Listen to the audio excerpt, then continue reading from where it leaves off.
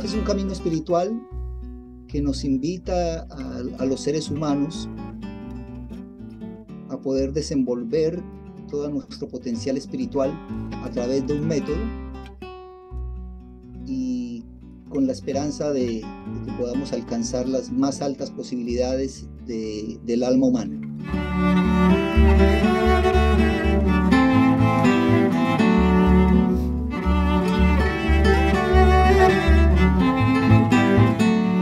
La noche de hoy va a estar con nosotros un compañero muy querido, Claudio Torres. Él ha estudiado psicología y también administración de empresas y particularmente se ha interesado por la vida espiritual, así que es un compañero nuestro de camino. Unas semanas. Bueno, hoy vamos a empezar con un tema que es muy interesante, ¿no? Que es inteligencia emocional. Es un tema relativamente nuevo en el sentido que durante mucho tiempo se le ha dado mucha más importancia al coeficiente intelectual, ¿no? El coeficiente intelectual viene del año 1912. William Stern fue el que empezó a aplicarlo. Y después con el tiempo, de hecho, se utilizó una tabla que es llamada la de Wechsler, que tiene un promedio de valor de 100. Alguna vez, yo por lo menos en el colegio, cuando nos hacían test vocacionales o en algún trabajo, siempre teníamos miedo sobre el resultado, porque si era menos de 100, decíamos, bueno, acá o nos bochan o no entramos en el trabajo, ¿no? Arriba de 100 se supone que es una persona con coeficiente intelectual alto. Durante muchísimos años fue el indicativo para que una persona pudiera acceder a un trabajo, pudiera acceder a una carrera, o sea, era un indicativo de coeficiente de intelectual. Pero vamos a un poco a nuestro tema, que es la inteligencia emocional. Le damos mucha más importancia hace un tiempo al coeficiente intelectual, no a la inteligencia emocional. Entonces vamos a ver un poco qué herramientas, ¿no? Vamos a llamar a la IQ al coeficiente intelectual. Entonces, durante mucho tiempo, ¿realmente ha sido el coeficiente intelectual la imagen completa o realmente el coeficiente intelectual es como el iceberg? Vemos la puntita nada más. Y realmente hay todo un desarrollo nuestro de habilidades que tienen que ver también en parte con lo intelectual, pero mucho con lo emocional, que quizá es muchísimo más grande. Y vamos a ir desarrollando un poco las áreas de esta inteligencia emocional. La primera es la autoconciencia. O sea, acá vamos a empezar a analizar, pero en realidad vamos a analizar las cosas diarias de nuestra autoconciencia. O sea, vamos a descubrir la ira, el miedo, las depresiones, si estoy angustiado, nuestro ego, pero a un nivel, digamos, nuestra soledad también, ¿no? Hay veces que también con este tema hay autoflagelación, todas las emociones que sentimos a diario. A veces es muy común decir, bueno, yo a la mañana me levanto de mal humor, ¿no? Y lo internalizamos un poco, ¿no? Lo hacemos como diario. Bueno, lo que pasa es que yo a la mañana me levanto de mal humor. Hasta que un día nos encontramos con alguien que nos dice, che, qué carácter que tenés vos, ¿no? Y resulta que no era a la mañana solamente, sino que es un poco como que nos vamos acostumbrando a eso, pero en realidad es algo más profundo. Entonces es bueno estar atento, digamos, y hacer una autoconciencia de cuáles son en general las emociones diarias que tenemos y a las que también naturalizamos. Empezar a ir conociéndonos, a mirándonos como si fuese en el espejo, pero viendo esas actitudes mínimas diarias. ¿En qué momentos estoy deprimido? ¿En qué momentos quizás estoy demasiado alegre? ¿O si paso de la alegría a la tristeza muy rápido? Ir de a poco conociéndonos de esa manera. Conocer nuestro ego, eso es fundamental, porque ahí ven unas cadenas, es algo que nos ata mucho y realmente dispara también otras emociones, ¿no? O sea, nos esclaviza también a vivir otro montón de emociones. Y ahí descubrimos también cómo nos vamos sintiendo diariamente. Estoy enojado, otro día estoy contento, otro día estoy triste o estoy melancólico. Son todas emociones que inclusive hoy en día es muy normal, quizá que las vayamos teniendo, bueno, por el mundo en que vivimos, por la comunicación, por un montón de situaciones. La depresión es algo que es, la ansiedad es uno de los males de este momento, ¿no? Ataques de pánico. Eh, es algo que es muy habitual y sobre todo cuando desconocemos. Hay gente que tiene ataques de pánico y se da cuenta después de mucho tiempo, piensa que tiene un ataque cardíaco en realidad, no, no. Y por otro lado, es también medio increíble, porque todo lo que tiene que ver con la ansiedad no tiene que ver únicamente, a veces está relacionado con las grandes ciudades, ¿no? Dice, bueno, vivo en una gran ciudad, tuve un ataque de ansiedad o un ataque de pánico. Yo he conocido gente que ha tenido un ataque de pánico viviendo en el medio del campo, con un caballo nada más, y ha tenido ataques de pánico, y han tenido que tratarlo y demás. O sea, es algo que parece increíble porque vive en la naturaleza, en contacto en otro sistema muchísimo más relajado que en una gran ciudad, y sin embargo sufre de ansiedades. La ira, o sea, cómo nos vamos reconociendo en nuestros ataques de ira. Los tenemos de vez en cuando, cualquier cosa nos desata la ira, no la podemos manejar, no soportamos la ira del otro. O sea, son todas partes de este autoconocimiento que de a poquito tenemos que ir revelándolo. Y Daniel Goleman, que es un referente en lo que es inteligencia emocional, es un psicólogo americano. Bueno, habla que los pensamientos obsesivos son la leña que alimenta el fuego de la ira. Un fuego que solo se podrá extinguir contemplando las cosas desde un punto de vista distinto. O sea, si nosotros estamos tan obsesionados siempre en el mismo tema y no tratamos de salir, o sea, si sufrimos la ira y la alimentamos con otro problema y la seguimos alimentando, es muy difícil que encontremos una solución.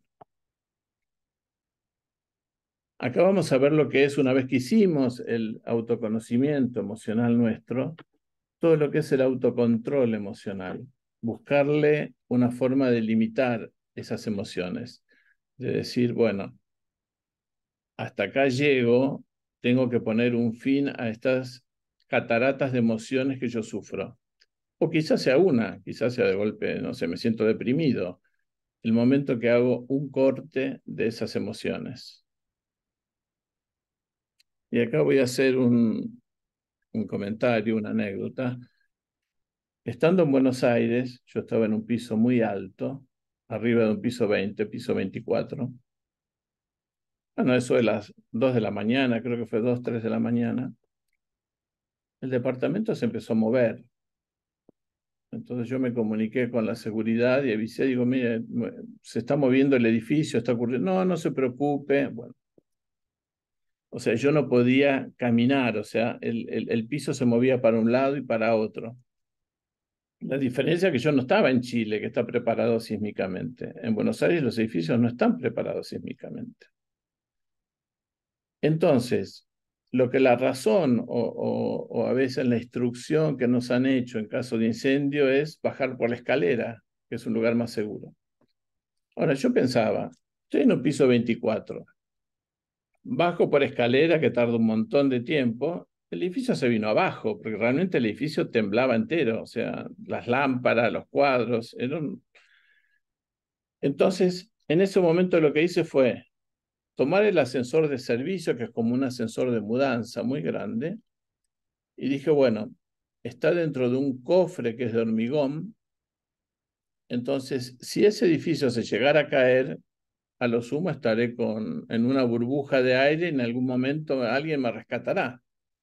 Bueno, tomé el ascensor, cosa que no se debía, pero lo tomé. Y mientras iba bajando y abría las puertas en algunos pisos hasta que el ascensor se llenó, era toda una visión en cada piso de distintas emociones de lo que la gente hacía. Gente que bajaba por escaleras saltando 10 escalones que terminó golpeada para poder bajar más rápido. Gente que lloraba en el pasillo, que tampoco quería ingresar al ascensor a pesar que le pedíamos, totalmente como inmovilizada. Gente que gritaba, o sea, se abría la puerta y le decimos, bueno, pero ingrese porque es la forma de salir. No, no puedo. O tenía que esperar a un familiar. Bueno, el caso es que para mí esa fue la mejor opción. Pude llegar a bajar, por suerte el edificio no se vino abajo, cosa que yo esperaba que se iba a venir abajo. Y fue una experiencia a veces de lo que tenemos que hacer en pocos minutos con el manejo de nuestras emociones. Yo no tenía mucho tiempo para decidir. Yo podía haberme quedado ahí en el departamento y que quizá el edificio se viniera abajo.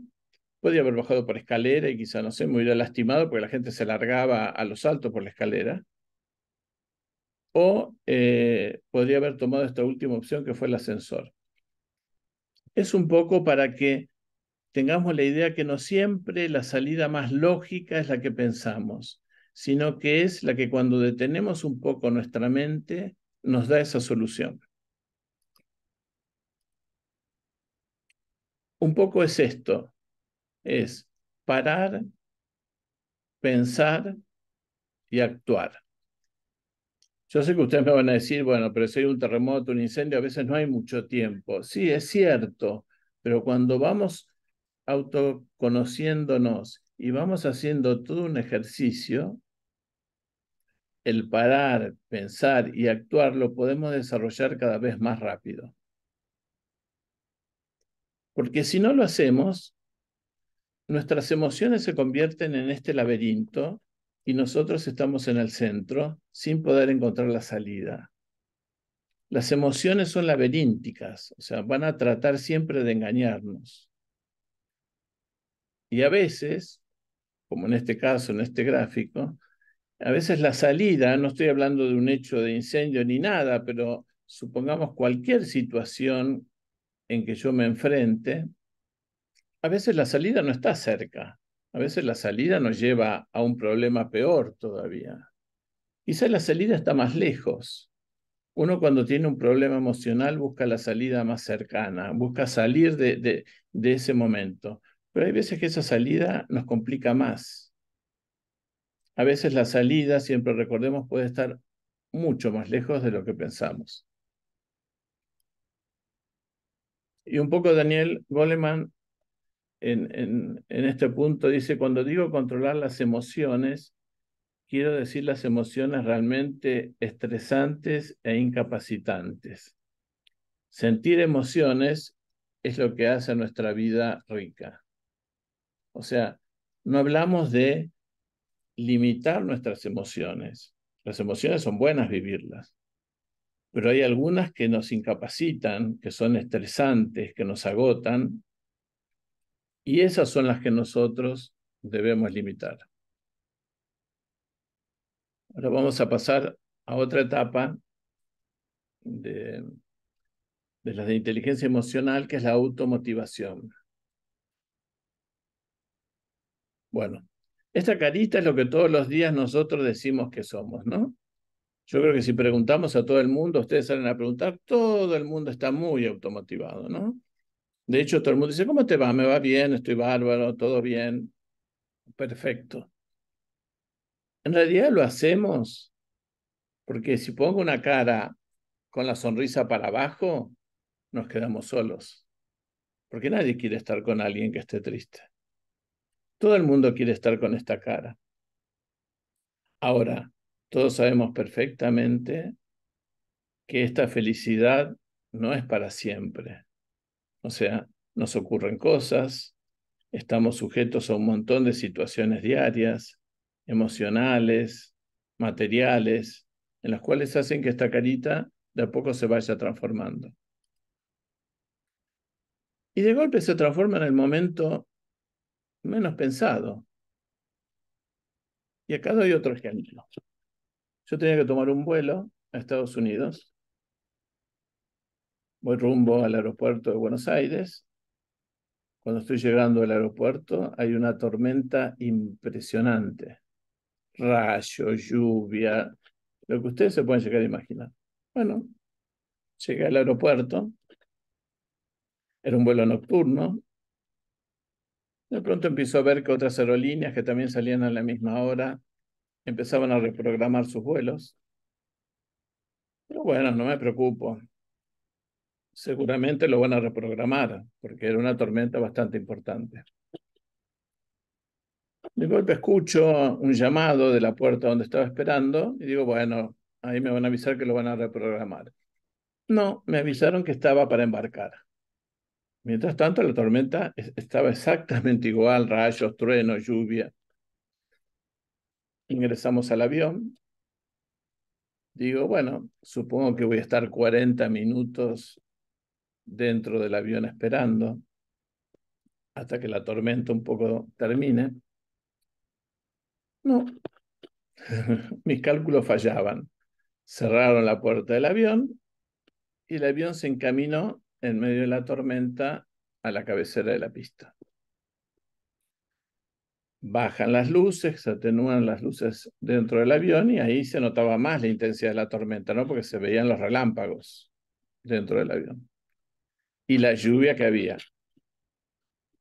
Bueno, el avión carretea, digo, bueno, seguramente la subida va a ser un poco complicada, pero después cuando sube empieza la calma y demás.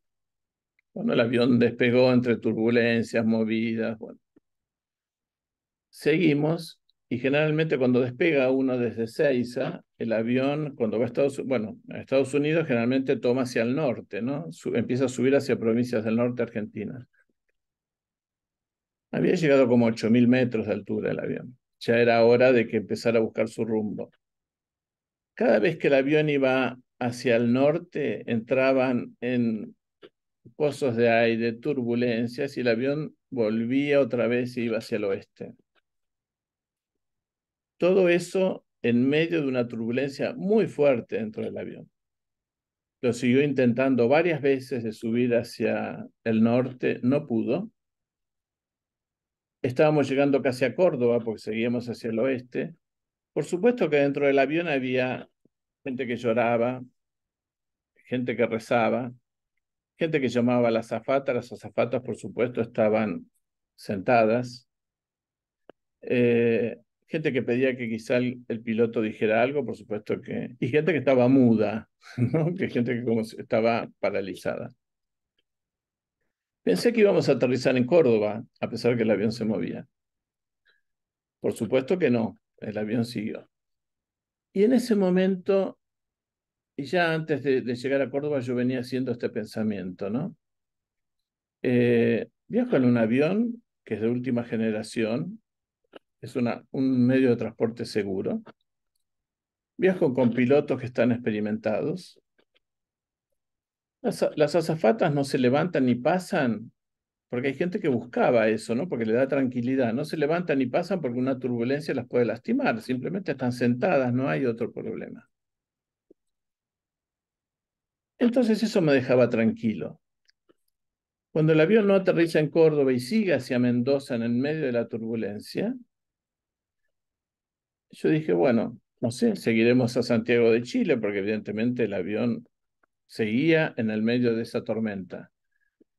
Y hubo algo también ahí que me relajó. A mí ya no me importaba si el avión subía hacia el norte o no, o si el avión se caía. Era como que ya decía, bueno, ya está, porque hacía 2 horas que no me podía levantar ni siquiera para ir al baño. Entonces, como de alguna manera, y a esto es el ejemplo, cuando uno tiene dominado ciertas emociones, vive todo de una manera muchísimo más tranquila. Por supuesto que el avión en Mendoza habló el capitán y dijo que bueno, que faltaban 5 minutos más de turbulencia y ya pasaba, ¿no? Pasaba la tormenta y él subía hacia el norte. Bueno, perfecto, subió hacia el norte y ya no hubo más turbulencia. Y enseguida las azafatas salieron, la gente se empezó a reír, la gente empezó a comer, empezó a caminar, y yo me puse a pensar, y lo podemos pensar entre todos, el avión es el mismo,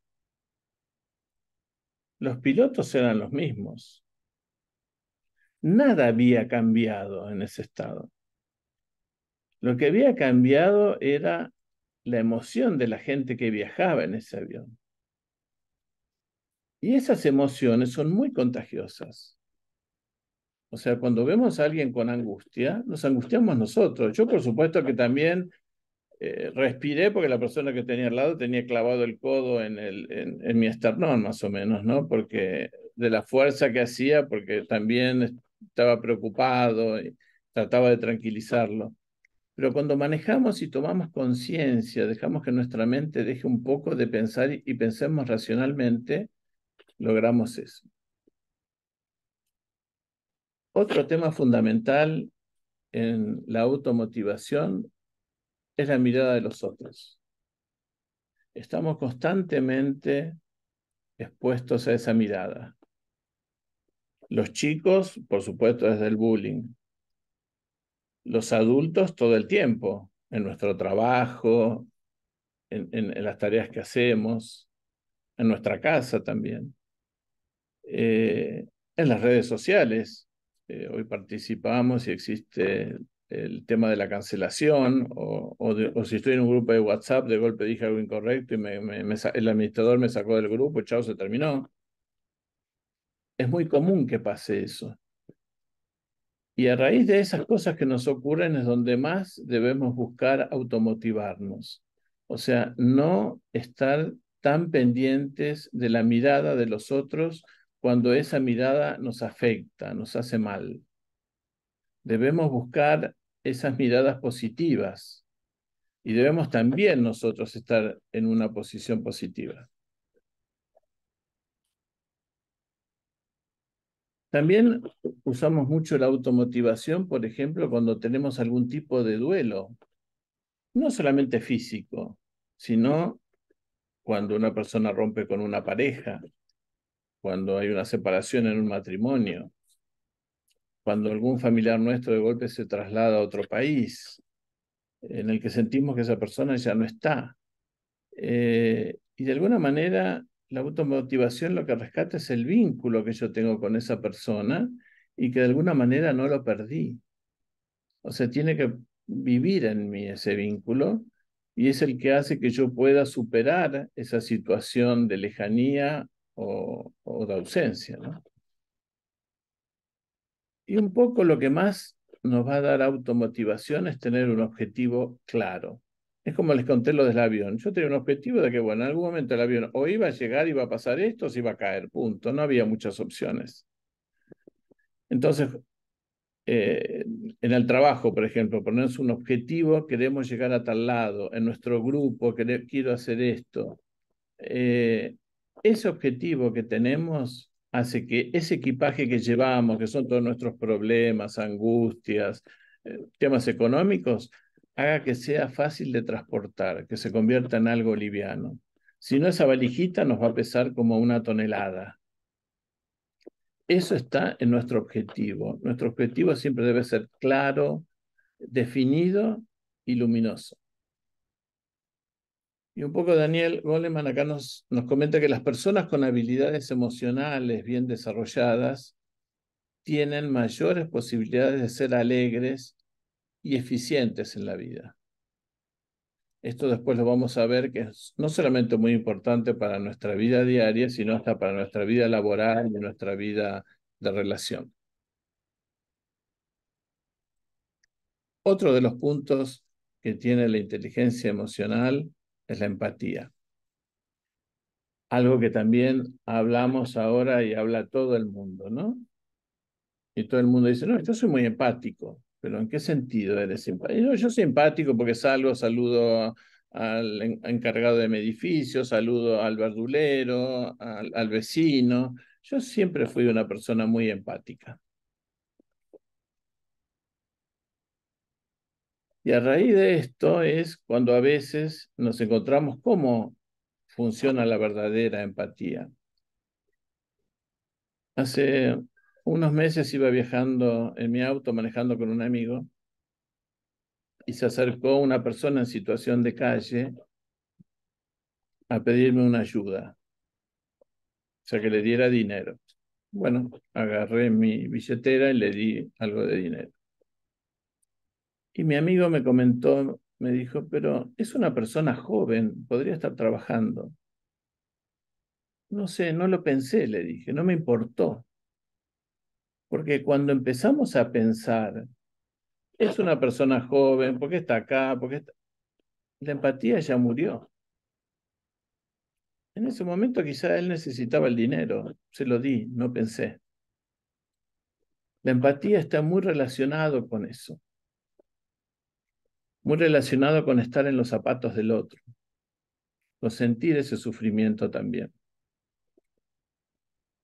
Escucharemos nosotros a veces en nuestras reuniones, por ejemplo, sobre las guerras, charlaremos en el mundo, sobre el cambio climático, con los tsunamis que ocurren. Ahora, de golpe es capaz que la persona que está al lado nuestro está sufriendo una guerra interior, una guerra tratando de resolver problemas que no puede, con heridas que quizá no le cicatrizan, con situaciones que son muy complicadas y que producen heridas que a veces llevan mucho tiempo de curar. O alguien también, sin saberlo, tuvo una pérdida o tuvo algo que lo sorprendió y que fue como un tsunami que lo alteró completamente. Y capaz que es alguien también, puede ser un vecino, alguien compañero, un grupo de grupo, alguien del trabajo. Y de golpe ese tsunami lo devastó. O sea, no quedó nada de ese interior. Se tiene que volver a reconstruir. Entonces, la empatía es de alguna manera estar en los zapatos del otro. Yo a veces digo que la empatía no es una ambulancia. O sea, la empatía no debe llegar cuando la persona ya está pidiendo ayuda. Porque el decir, estás mal, ¿qué te pasa? Quiere decir que yo estoy bien. Entonces no estoy ayudando. La empatía es cuando yo presiento que esa persona está pasando un mal momento y yo digo, ¿te puedo ayudar en algo? Porque quizás yo también estoy mal. Entonces estoy hablándole casi desde el mismo lugar. Y un requisito previo para la empatía es simplemente prestar atención a la persona que sufre. Cosa que hoy en día es todo un tema en la sociedad actual, porque lo que comentaba antes, generalmente a veces a la persona que sufre vive también una soledad, ¿no? Porque la gente a veces no se quiere involucrar con el sufrimiento. Y llegamos a la etapa final, un poco, que son las habilidades sociales, ¿no? Que era un poco los que yo les comentaba de utilizar todos los demás elementos de un poco de inteligencia emocional en lo diario, en nuestro trabajo, en las tareas que realizamos.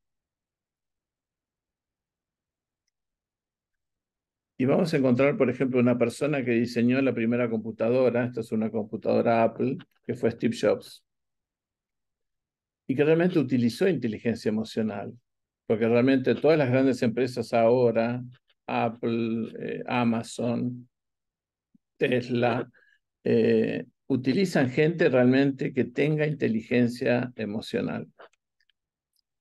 Steve Jobs, por ejemplo, no sabía absolutamente nada de computación. Nunca había visto una computadora. No era ingeniero, no era matemático, no sabía ningún algoritmo, nada. Pero él quería realmente una computadora portátil y que pudiera usar cualquier persona. Se juntó con 4 amigos, 4 conocidos, y lo fue guiando poco a poco para que pudieran llegar a lograr esta computadora, que, como verán, era muy limitada, ¿no?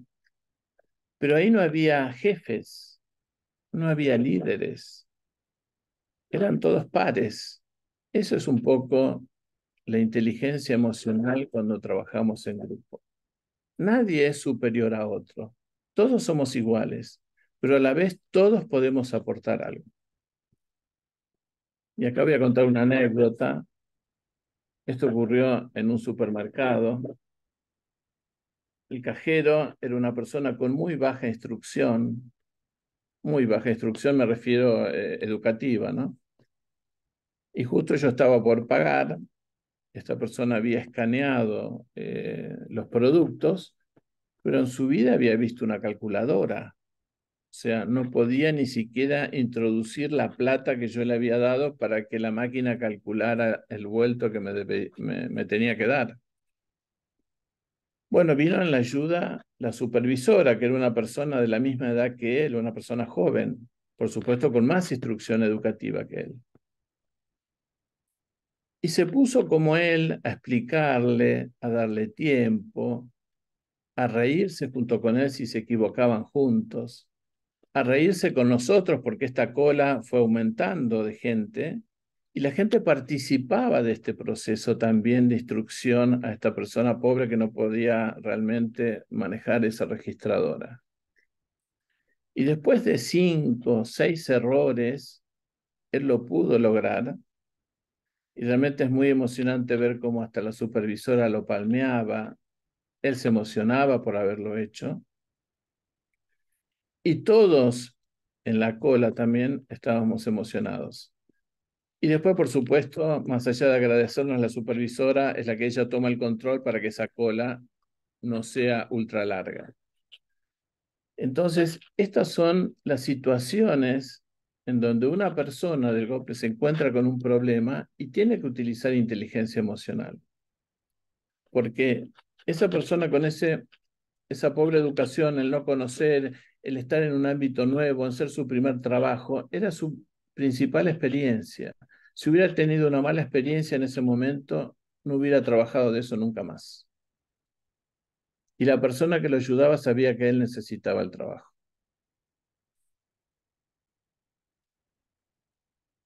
Los ámbitos hoy en día de trabajo son exactamente como en esta fotografía y es lo que está tendiendo cada vez más. Son ámbitos donde no hay un escritorio formal, donde hay sillones, donde hay trabajos en equipos, hay mucha comunicación, no hay jefes definidos, tampoco hay líderes definidos, sino que surgirán o nacerán en el momento que sea necesario, pero no están definidos, sino que inclusive los horarios no son horarios estrictos, pero cada uno sabe de sus responsabilidades. Y esto ayuda muchísimo, por eso digo que las nuevas empresas toman personal con inteligencia emocional. Esto, por ejemplo, es una área de distribución de Amazon. Actualmente utiliza robots, más allá de tener todo robotizada la parte de lo que son las cintas y demás. Por supuesto que hay un equipo que supervisa esto, pero ese equipo está preparado emocionalmente porque esa cadena de distribución no se puede detener, a que si un robot falle, todo ese equipo va a salir en ayuda para compensar, digamos, la ausencia de ese robot hasta que lo puedan reparar y pueda seguir y pueda volver a la línea de distribución. O sea, todos trabajan como un equipo. Hasta el robot trabaja con un equipo, creo, sin saberlo. Y esta es un área donde en algunos países ya la están instrumentando, sobre todo en los países nórdicos, y que la Organización Mundial de la Salud también pide que esto se vaya de a poco, un poco trasladando a otros países, que es el uso de inteligencia emocional en las áreas de cuidados intensivos de los hospitales. ¿Por qué? Porque generalmente tanto los médicos o las enfermeras, especialmente en el área de cuidados intensivos, se vuelven como operadores nada más. No es el médico que uno ve en el consultorio.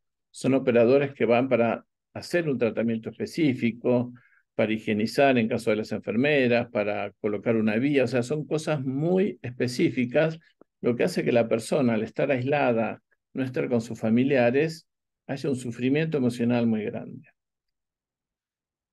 Y está comprobado que los lugares, los hospitales que utilizan este trabajo en equipo de inteligencia emocional, donde las enfermeras y los médicos tratan a los pacientes y están en comunicación con ellos, y en donde los familiares también pueden participar y los pueden visitar más tiempo, tienen una recuperación muchísimo más rápida que otras personas de las cuales están aisladas.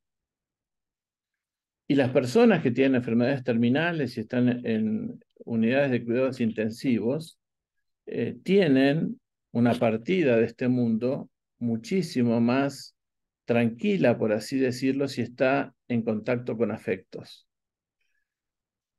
O sea que vemos acá que también es otro lugar donde la inteligencia emocional está presente. Y también en el futuro, porque en el futuro la medicina, que es lo más próximo que vamos a ver, va a ser manejada por robots, tanto para diagnóstico como para algún tipo de procedimiento. Y estas máquinas seguramente van a estar manejadas por un equipo. Y es un equipo que realmente tiene que hacer absolutamente todo si algo falla. O sea, el médico tiene que estar preparado para ser de enfermera, la enfermera tiene que estar preparada para hacer quizá algo más importante que simplemente algo de enfermería. O sea, trabajan como equipo. Por eso a veces cuando un poco charlamos y la gente pregunta o tiene dudas sobre lo que es la inteligencia artificial, yo creo que va a ser un gran cambio y también va a ser un gran cambio para nosotros en cuanto a cómo nos relacionamos con eso, ¿no? Los nuevos profesionales van a tener que venir con una visión, digamos, de lo que es el trato con el otro, lo que es el trabajo en equipo, lo que son las superioridades de uno y de otro, pero muy aceitado.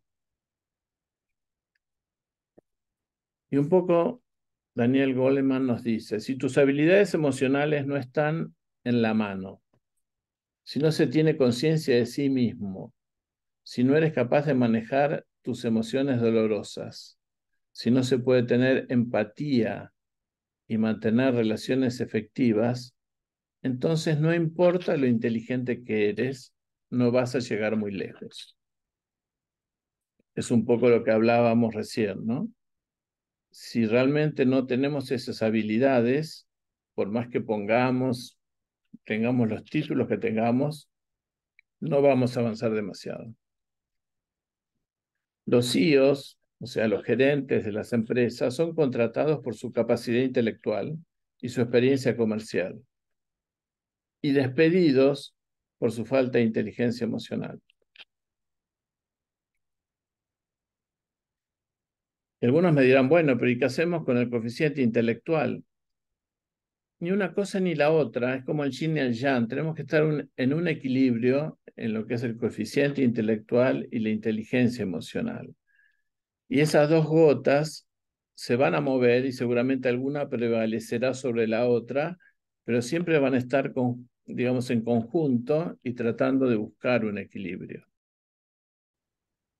Porque lo que más nos deja como reflexión la inteligencia emocional es la flexibilidad y la adaptación que tenemos que tener. David Caruso, que es un psicólogo americano, nos aclara un poco que la inteligencia emocional no es el opuesto a la inteligencia.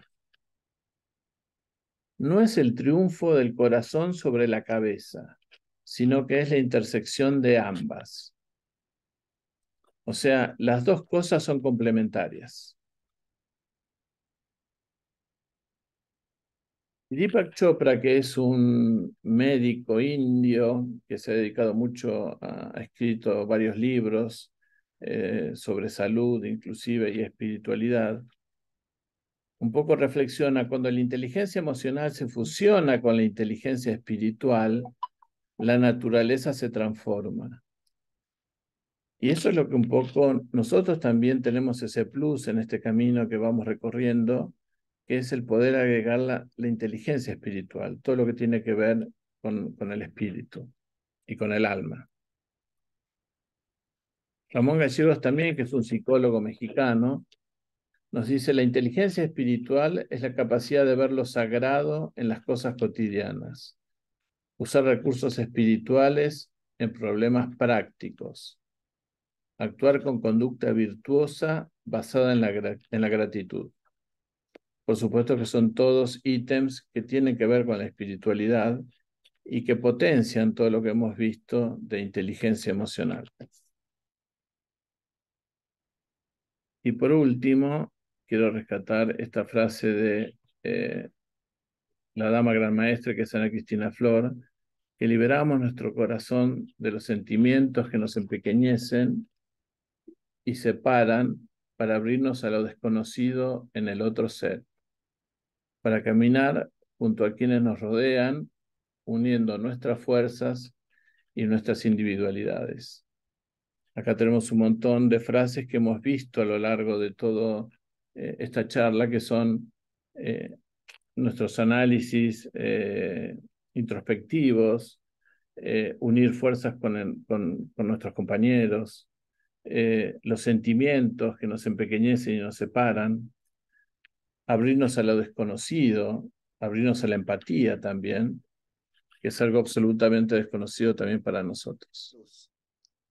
¿En qué aporta el estado de conciencia en la inteligencia emocional? Bueno, siempre el estado de conciencia tiene que ver también con el autoconocimiento y el estado nuestro de alerta ante eso, ¿no? Cuanto más introspectivos estemos, es mejor. O sea, eso sí es para verlo. Eso es la inteligencia emocional. Cuando yo tengo una relación con otra persona en la cual hay problemas, hay malas situaciones, el estado de conciencia obviamente que ayuda. Esto tiene que ver con la inteligencia espiritual. Sería para otro tema, pero sí, obviamente que nos ayuda.